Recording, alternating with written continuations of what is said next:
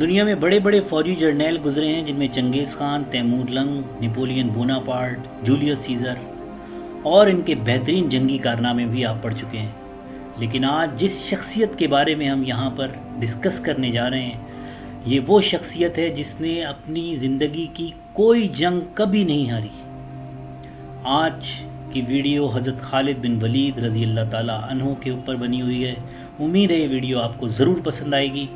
اگر یہ ویڈیو پسند آئے تو میرے چینل کو سبسکرائب کیجیے گا، اس ویڈیو کو لائک کیجیے گا اور گھنٹی کے نشان کو ضرور دبا دیجیے گا تاکہ ہر آنے والی نئی ویڈیو کی نوٹیفیکیشن آپ کو مل سکے۔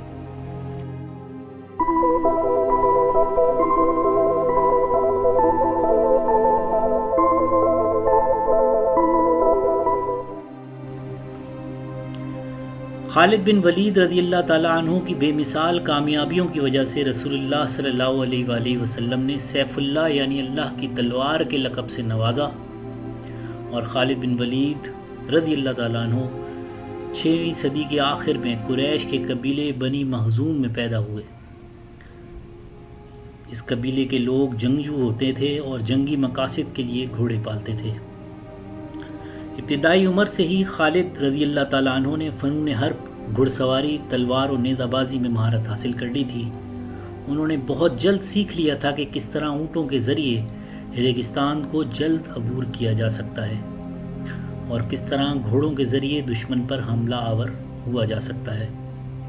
خالد بن ولید رضی اللہ تعالیٰ عنہ کے والد نے اپنے بیٹے کو حربی فنون میں ماہر بنانے کے لیے اس قدر محنت کی کہ نہ صرف ان کو تلوار اور نیزہ بازی سکھائی بلکہ انہیں زہر جیسے مہلک خطرے سے نمٹنے کے لیے بھی تیار کیا تاکہ وہ دشمن کی کسی بھی چال کا نشانہ نہ بن سکیں۔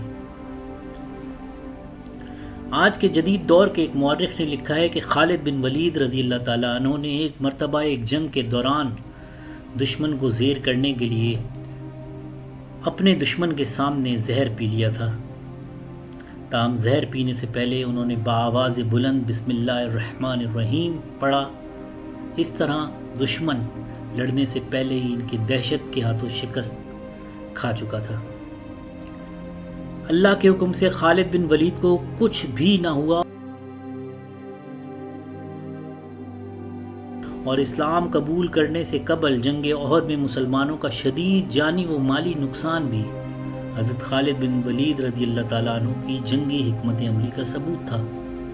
لیکن اسلام قبول کرنے کے بعد نہ صرف مسلمانوں کے کمانڈر تھے بلکہ انہوں نے حضور صلی اللہ علیہ وآلہ وسلم کے حلقہ قرابت داروں میں بھی جگہ بنا لی تھی۔ اصل میں قبول اسلام کے بعد ہی خالد بن ولید رضی اللہ تعالیٰ عنہ کا جنگی کیریئر شروع ہوا تھا۔ جنگ موتا میں جب رسول اللہ صلی اللہ علیہ وآلہ وسلم کے مقرر کردہ تینوں کمانڈر یکے بعد دیگرے شہید ہو گئے تو ایسے کڑے وقت میں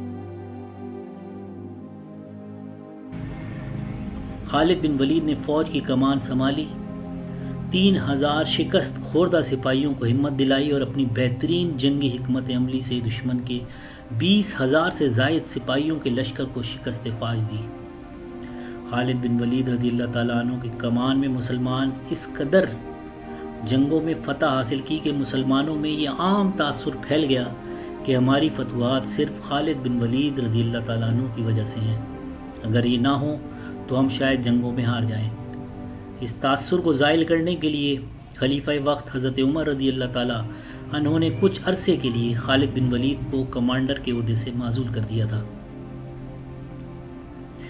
خالد بن ولید کی زندگی بھر شہادت کی خواہش رہی اور وہ جنگوں میں لڑتے رہے۔ ان کے بدن کا کوئی حصہ ایسا نہ تھا جہاں تیر، تلوار، نیزے یا کسی دوسرے ہتھیار کا زخم موجود نہ ہو، لیکن انہیں شہادت نہ ملی۔ علماء کرام اس کی وجہ یہ بتاتے ہیں کہ انہیں چونکہ سیف اللہ کا لقب دیا گیا تھا اس لیے انہیں میدان جنگ میں شہادت نصیب نہ ہو سکی، کیونکہ کسی کی مجال نہیں کہ اللہ کی تلوار کو شکست دے سکے۔ زندگی بھر خالد بن ولید کے ہاتھ میں تلوار کا دستہ رہا اور وہ اللہ کی راہ میں جہاد کرتے رہے۔ اللہ تعالیٰ حضرت خالد بن ولید رضی اللہ تعالیٰ عنہ کے درجات مزید بلند فرمائے، آمین۔